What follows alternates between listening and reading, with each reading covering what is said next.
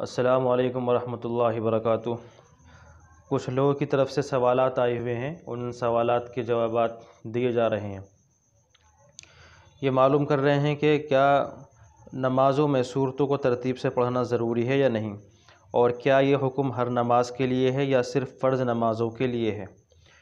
دیکھیے، فرض نمازوں میں سورتوں کو ترتیب سے پڑھنا چاہیے۔ جان بوجھ کر ترتیب کو الٹنا اور جان بوجھ کر خلاف ترتیب پڑھنا یہ مکروہ ہے، اور اگر بھولے سے ایسا ہو جائے تو مکروہ نہیں ہے۔ اور یہ فرضوں کی بات ہے، نوافل میں اور سنتوں میں خلاف ترتیب بھی پڑھ سکتے ہیں، لیکن ان کے اندر بھی بہتر یہی ہے کہ سورتوں کو ترتیب سے پڑھا جائے، ترتیب کا لحاظ رکھا جائے۔ اگلا سوال یہ ہے کہ اسلام میں پردے کا حکم کے بعد صحابیات بھی اللہ کے رسول سے پردہ فرمایا کرتی تھیں یا نہیں؟ جی ہاں، صحابیات بھی اللہ کے رسول سے پردہ فرمایا کرتی تھیں۔ جب آیت حجاب نازل ہوئی تو اس کے نزول کے بعد جب خواتین آپ علیہ السلام سے ملتیں تو پردے کے اہتمام کے ساتھ ملا کرتی تھیں اور پردہ فرمایا کرتی تھیں۔ ایک روایت میں ہے، ایک صحابیہ حضور پاک علیہ السلام کے پاس آئیں اور آ کر کے انہوں نے ایک پرچہ تھا ان کے پاس جس میں کچھ ان کا کچھ سوال ہوگا یا کوئی بات ہوگی جو وہ حضور سے معلوم کرنا چاہ رہی تھیں، تو انہوں نے اس پرچے کو پردے کے پیچھے سے ہاتھ بڑھایا اور حضور کو دیا۔ تو حضور نے جب اس ہاتھ کو پردے کے پیچھے سے دیکھا تو حضور نے یہ معلوم کیا کہ یہ کسی مرد کا ہاتھ ہے یا کسی عورت کا ہاتھ ہے۔ تو بتایا گیا کہ حضور یہ عورت کا ہاتھ ہے۔ تو آپ نے فرمایا تھا کہ اپنے ہاتھ کی ناخنوں پر مہندی لگا لیا کریں تاکہ پتہ چل سکے کہ یہ کسی عورت کا ہاتھ ہے۔ تو اس روایت سے یہ پتہ چلا کہ خواتین بھی آپ علیہ السلام سے پردہ فرمایا کرتی تھیں، اور جب بھی آپ علیہ السلام کے پاس آتیں، کوئی بات معلوم کرنی ہوتی یا کوئی مسئلہ معلوم کرنا ہوتا تو پردے کا پورا اہتمام کرتی تھیں، پردے کا پورا لحاظ رکھتی تھیں۔ اگلا سوال یہ ہے کہ فاتحہ دلانا اور اس کا کھانا کھانا کیسا ہے؟ فاتحہ کا جو آج کل کا طریقہ ہے، تو جو مروجہ فاتحہ کا طریقہ ہے یہ بدعت ہے، یہ قرآن اور حدیث سے ثابت نہیں ہے، اور اس کا جو کھانا ہوتا ہے اس کھانے کو بھی نہیں کھانا چاہیے۔ لیکن چونکہ وہ کھانا ناپاک تو نہیں ہوتا ہے، اس لیے اگر کسی نے کھا لیا تو اس میں کوئی حرج کی بات نہیں ہے، لیکن اس کو کھانے سے بچنا چاہیے، کیونکہ جس کھانے کے ساتھ کسی بدعت چیز کی نسبت ہو جائے تو اس کو کھانا بہتر نہیں ہے، اس سے بچنا چاہیے۔ اگلا سوال یہ معلوم کر رہے ہیں کہ 12 ربیع الاول کو کھیر پوری بنانا اور کھانا کیسا ہے؟ 12 ربیع الاول کو آپ جو چاہے کھا سکتے ہیں، کھیر پوری بنا سکتے ہیں، نہ بھی بنا سکتے ہیں، یہ آپ کی مرضی ہے۔ اگر نہ بنائیں تب بھی کوئی بات نہیں ہے، بنا رہے ہیں تب بھی کوئی بات نہیں ہے، لیکن اگر بنا رہے ہیں تو اس کے ساتھ کوئی عقیدہ متعلق نہیں ہونا چاہیے اور اس کی کوئی فضیلت نہیں سمجھنی چاہیے۔ تو یہ کوئی ایسا مسئلہ نہیں ہے کہ اس دن کیا بنایا جائے کیا نہ بنایا جائے، یہ کوئی ایسا مسئلہ نہیں ہے کہ قرآن و حدیث میں اس کا حکم دیا گیا ہو، یہ ایک زائد چیز ہے، جو چاہے بنا سکتے ہیں، لیکن جو چیز بھی بنا رہے ہیں اس کے ساتھ کوئی عقیدہ متعلق نہیں ہونا چاہیے۔ اگلا سوال یہ معلوم کر رہے ہیں کہ 12 ربیع الاول کو لائٹنگ کا چندہ دینا کیسا ہے؟ ربیع الاول کے لیے جشن منانے کے لیے چندے اکٹھے کرنا اور اس چندے کے ذریعے سے لائٹیں لگانا، سجاوٹیں لگانا، یہ چیز نہ تو دور نبوت کے اندر ملتی ہے اور نہ ہی دور صحابہ کے اندر ملتی ہے اور نہ ہی دور تابعین میں ملتی ہے، اس لیے یہ ایک زائد چیز ہے۔ اس موقع پر لوگوں سے چندے لینا اور اس پیسے سے پھر لائٹیں لگانا اور روشنی کے انتظامات کرنا اور سجاوٹیں لگانا، یہ ایسی چیزیں ہیں کہ ان کو چھوڑنا چاہیے۔ صحابہ کے عمل سے اور تابعین کے عمل سے اور علماء امت کے عمل سے اس کی تائید نہیں ہوتی ہے۔ اگلا سوال یہ معلوم کر رہے ہیں کہ 12 ربیع الاول کو جلوس میں جھنڈے لے کر نکلنا کیسا ہے؟ دیکھیے، یہ جو جلوس ہے یہ جلوس نہ تو دور نبوت کے اندر تھا اور نہ ہی دور صحابہ میں تھا اور نہ ہی دور تابعین میں تھا، بلکہ میں نے تو ایک کتاب کے اندر یہ پڑھا ہے کہ اسلام کی 3 صدیوں تک کوئی جلوس کسی طرح کا نہیں نکالا گیا، یہ اس کے بعد کی ایجاد ہے۔ تو یہ بعد کے دور کی ایجاد ہے، اس زمانے کے اندر کوئی جلوس نہیں تھا۔ حضور علیہ السلام کے زمانے میں خود جلوس نہیں نکلا تھا، جبکہ 12 ربیع الاول تو ہر سال آتا تھا، حضور کے زمانے میں، صحابہ کے زمانے میں، تابعین کے زمانے میں ہر سال آتا رہا، لیکن اس دن جلوسوں کا تذکرہ کتابوں کے اندر نہیں ملتا ہے۔ اور ایک بات یہاں یہ ہے کہ آج کل کا جو جلوس ہے یہ تو اس کے اندر بہت سی خرافات اور بہت سی رسومات بھی داخل ہو گئی ہیں، جیسا کہ ہم نے خود اپنی آنکھوں سے دیکھا ہے، اور بہت ساری ایسی چیزیں بھی اس جلوس کا حصہ بن گئی ہیں جو شریعت کی نظر سے غیر درست ہیں، جو شریعت کی نظر میں جن کی اجازت اور گنجائش نہیں ہے، ایسی چیزیں بھی اس جلوس کا حصہ بن چکی ہیں۔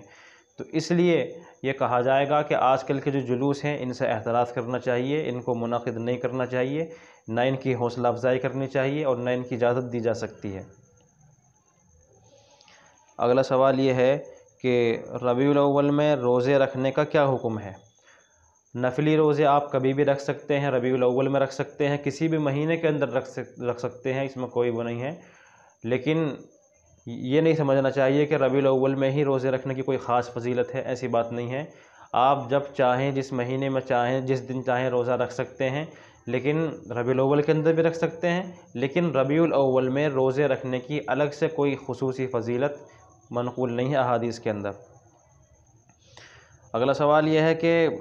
میں نے سنا ہے کہ کوئلے کا ٹوتھ برش یا اس کا منجن دانتوں میں لگانا منع ہے، کیا یہ بات صحیح ہے؟ کوئلہ یا اس کا بنا ہوا منجن دانتوں میں لگانا اور اس سے دانت صاف کرنا درست ہے، اس میں کوئی حرج کی بات نہیں ہے، کر سکتے ہیں۔ اگلا سوال یہ معلوم کر رہے ہیں کہ کیا عورت جنازے کی نماز پڑھ سکتی ہے یا نہیں پڑھ سکتی؟ عورت جنازے کی نماز میں شریک ہو سکتی ہے، نماز پڑھ سکتی ہے، اور اس میں کوئی حرج کی بات نہیں ہے، اس کی نماز ادا ہو جائے گی، لیکن علماء نے یہ لکھا ہے کہ عورتوں کو اگر جنازے کی نمازوں میں لایا جائے، ان کو اجازت دی جائے، تو اس سلسلے میں بہت سارے فتنوں کا اندیشہ ہے، اس لیے ان اندیشوں کی بنیاد پر بہتر یہ ہے کہ ان کو جنازوں میں شریک نہ کیا جائے اور ان کو جنازوں میں نہ لایا جائے۔ البتہ اگر کہیں ایسی جگہ پر عورتیں ہیں جہاں فتنوں کا اندیشہ نہیں ہے، امن ہے، تو وہاں پر وہ جنازے کی نماز میں شریک ہو سکتی ہیں، جیسا کہ مثال کے طور پر مسجد حرام ہے، کعبۃ اللہ ہے، وہاں پر عورتوں کے الگ انتظامات ہیں، مردوں کے الگ انتظامات ہیں، اور وہاں پر جنازے بھی آ جاتے ہیں نماز میں، جن کو پڑھایا جاتا ہے، نماز ہوتی ہے جنازے کی، تو وہاں پر اگر خواتین بھی اس نماز میں شریک ہو گئیں تو یہ درست ہے، اس میں کسی طرح کی کوئی حرج کی بات نہیں ہے۔ اگلا سوال یہ معلوم کر رہے ہیں کہ نمازوں کے سجدوں میں عربی کی مسنون دعائیں کرنا کیسا ہے؟ جواب مرحمت فرمائیں۔ نمازوں کے سجدوں کے اندر عربی میں جو قرآن اور حدیث کے اندر منقول دعائیں ہیں ان کو پڑھ سکتے ہیں، اس میں کوئی حرج کی بات نہیں ہے، بلکہ نوافل میں تو ان کو پڑھنا چاہیے اور خوب لمبے سجدے کرنا چاہیے، یہ زیادہ افضل ہے۔ اگلا سوال یہ ہے کہ خلا کی عدت کے کتنے دن شمار کرنے چاہیے؟ تفصیل سے جواب مرحمت فرمائیں۔ خلا کی عدت بھی وہی ہے جو طلاق کی عدت ہے، یعنی 3 ماہواری۔ جب 3 ماہواری مکمل ہو جائیں گی تو آپ کی عدت مکمل ہو جائے گی۔ یہ معلوم کر رہے ہیں کہ دیوالی کے موقع پر ہندو بھائی خوشی سے مٹھائی دیتے ہیں تو کیا اس کو کھا سکتے ہیں؟ دیکھیے، دیوالی کے موقع پر یا کسی بھی ہندوؤں کے مذہبی رسم یا مذہبی تہوار کے موقع پر اگر ہمارا کوئی غیر مسلم دوست ہم کو مٹھائی لا کر کے دیتا ہے، تو اگر وہ مٹھائی مورتیوں پر یا بتوں پر چڑھاوے کی ہے تو اس کا کھانا حرام ہے، ناجائز ہے۔ البتہ اگر اس نے صرف دکان سے خرید کر کے لا کر کے آپ کو دی ہے محض خوشی کے طور پر، تو آپ اس مٹھائی کو پھر کھا سکتے ہیں، اس میں کوئی حرج نہیں ہے، جبکہ اس کی زیادہ تر کمائی حلال کی ہونی چاہیے۔ اگلا سوال یہ معلوم کر رہے ہیں کہ میلاد کے موقع پر شیرینی تقسیم ہوتی ہے، گھر پر بھی دے جاتے ہیں، تو اس کو کھا سکتے ہیں یا نہیں؟ مجھے تو یہ بات سمجھ میں نہیں آتی ہے کہ اس موقع پر 12 ربیع الاول کے موقع پر شیرینی تقسیم کیوں کی جاتی ہے اور کس نیت سے تقسیم کرتے ہیں۔ اگر اس نیت سے کرتے ہیں کہ حضور کی ولادت ہوئی ہے، حضور کی ولادت کی خوشی میں، تو پہلی بات تو یہ ہے کہ حضور کی ولادت کی تاریخ میں بڑا اختلاف ہے، کوئی ایک تاریخ متعین نہیں ہے، بہت سارے اقوال کتابوں کے اندر لکھے ہوئے ہیں، تو کسی ایک تاریخ کو حضور کی ولادت کی تاریخ نہیں قرار دیا جا سکتا ہے، اور یہ مسئلہ شروع ہی سے مختلف ہی ہے، شروع ہی سے اس میں اختلاف چلا آ رہا ہے۔ حتیٰ کہ مولانا احمد رضا خاں صاحب بریلوی نے بھی اپنے فتاویٰ کے اندر اس سلسلے میں کئی سارے اقوال لکھے ہیں۔ انہوں نے تقریباً 7 قول لکھے ہیں، اور لکھا ہے کہ حضور کی ولادت کے قول 2 ربیع الاول ہے، 8 ربیع الاول ہے، 9 ربیع الاول ہے، 12 ربیع الاول ہے، 17 ربیع الاول ہے، 18 ربیع الاول ہے، 22 ربیع الاول ہے وغیرہ۔ تو اس طرح کے تقریباً 7-8 قول خود مولانا احمد رضا صاحب نے اپنے فتاویٰ میں نقل کیے ہیں، اور انہوں نے یہ بھی لکھا ہے کہ مشہور قول جمہور کے نزدیک 12 ربیع الاول ہے، البتہ علم حساب کے اعتبار سے اور علم ہیئت کے اعتبار سے 8 ربیع الاول ہے۔ تو اس میں بہت زیادہ اختلاف ہے تاریخ ولادت میں۔ اسی طریقے سے حضور کی وفات بھی اسی موقع پر ہوئی ہے، جس میں 12 ربیع الاول کا بھی قول ہے۔ تو اگر ہم اس موقع پر مٹھائی تقسیم کر رہے ہیں تو غیر مسلم اس سے یہ اثر بھی لے سکتے ہیں کہ بھئی مسلمانوں کے نبی کی وفات بھی ہوئی ہے 12 ربیع الاول کو، دیکھو یہ اپنے نبی کی وفات کی خوشی میں مٹھائی تقسیم کر رہے ہیں، یہ تأثر وہ لے سکتے ہیں۔ اس لیے ہمیں اس سے ویسے بھی بچنا چاہیے۔ ہم تو کر رہے ہیں اس نہیں اس سے کہ حضور کی ولادت ہوئی ہے، لیکن حضور کی وفات بھی اسی موقع پر ہے، تو کہیں غیر مسلم یہ نہ سمجھ لے کہ مسلمان اپنے نبی کی وفات پر مٹھائیاں تقسیم کر رہے ہیں اور خوشیاں منا رہے ہیں، تو یہ تأثر جا سکتا ہے۔ اس لیے ہمیں اس موقع پر ان چیزوں سے بچنا چاہیے تاکہ کسی طرح کے شبہات اور کسی طرح کے مغالطے پیدا نہیں ہونے چاہیے۔ اگلا سوال یہ معلوم کر رہے ہیں کہ حضرت نوح علیہ السلام کے بیٹوں کے کیا کیا نام تھے؟ تاریخ کی کتابوں سے اور پرانی کتابوں سے پتہ چلتا ہے کہ حضرت نوح علیہ السلام کے 3 بیٹے تھے، حام، سام اور یافث، اور پھر انہی کی دنیا میں انہی تینوں کی نسل پھیلی ہے۔ اگلا سوال یہ ہے کہ اپنے سر کے بالوں کو بیچنا کیسا ہے، کیونکہ اکثر لوگ بالوں کو فروخت کرتے ہیں، اس کی وضاحت فرمائیں۔ انسانی اعضاء کو بیچنا ناجائز ہے، حرام ہے۔ انسانی اعضاء کو بیچنا درست نہیں ہے، لہذا سر کے بالوں کو بیچنا بھی جائز نہیں ہے۔ جو حضرات سر کے بالوں کو بیچتے ہیں وہ غلط کرتے ہیں، ان کو سمجھانا چاہیے۔ سوال یہ ہے کہ عدت میں فون کے ذریعے سے پڑھائی کر سکتے ہیں اور بات بھی کر سکتے ہیں یا نہیں؟ جی ہاں، عدت کی حالت میں بات کر سکتے ہیں، فون پر بھی کر سکتے ہیں، بغیر فون کے بھی کر سکتے ہیں، اور عدت کی حالت میں فون پر، موبائل پر پڑھائی بھی کر سکتے ہیں، اس میں کوئی حرج کی بات نہیں ہے۔ سوال یہ ہے کہ عدت اور اعتکاف کے مسائل میں کیا فرق ہے؟ عدت اور اعتکاف میں فرق یہ ہے کہ اعتکاف کی حالت میں جب عورت اعتکاف کی حالت میں ہوتی ہے تو جس کمرے میں وہ اعتکاف کے اندر بیٹھی ہوئی ہے، جس کو اس کا معتکف کمرہ کہا جاتا ہے، تو اگر وہ اس کمرے سے بغیر کسی شرعی اور بغیر کسی طبعی ضرورت کے باہر نکلے گی تو اس کا اعتکاف ٹوٹ جائے گا۔ لیکن عدت کی حالت میں عورت پورے گھر کے اندر کہیں بھی رہ سکتی ہے، کہیں بھی جا سکتی ہے، کمرے میں، کمرے سے باہر، برآمدے میں، صحن میں، جہاں چاہے، گھر کے جس حصے میں چاہے جائے، لیکن گھر سے باہر نہیں جا سکتی، اس کی اجازت نہیں ہے۔ اسی طرح اعتکاف کی حالت میں عورت زیورات پہن سکتی ہے اور نئے کپڑے پہن سکتی ہے، لیکن عدت کی حالت میں نئے کپڑے پہننا، بھڑکدار رنگ کے کپڑے پہننا اور زیورات پہننا، میک اپ کرنا، بناؤ سنگار کرنا، یہ ساری کی ساری چیزیں منع ہیں، ممنوع ہیں، ان کی اجازت نہیں ہے۔ تو عدت میں اور اعتکاف میں بنیادی فرق یہی ہے۔ اگلا مسئلہ یہ معلوم کر رہے ہیں کہ حضرت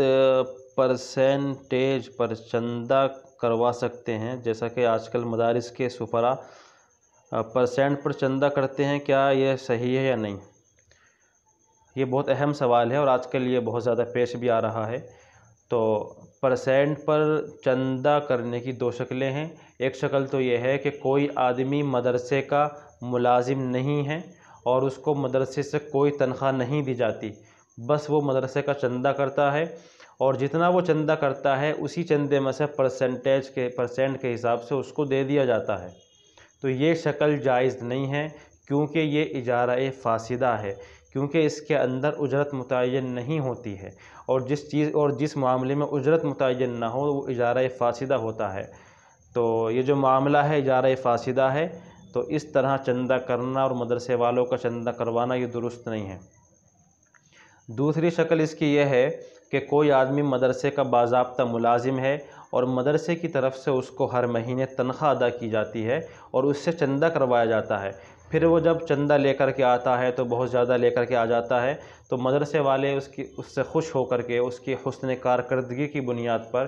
اس چندے میں سے کچھ پرسنٹ کے حساب سے اس کو عطیہ کے طور پر دے دیتے ہیں، تو یہ درست ہے، یہ جائز ہے، یہ جواز کی شکل ہے، یہ جائز ہے۔ اگلا سوال یہ ہے کہ نکاح کے وقت خطبہ پڑھنے میں خطبے کی کوئی آیت بھول جائیں یا چھوٹ جائے تو نکاح کی درستگی میں کوئی فرق تو نہیں پڑے گا؟ اس کا جواب مرحمت فرمائیں۔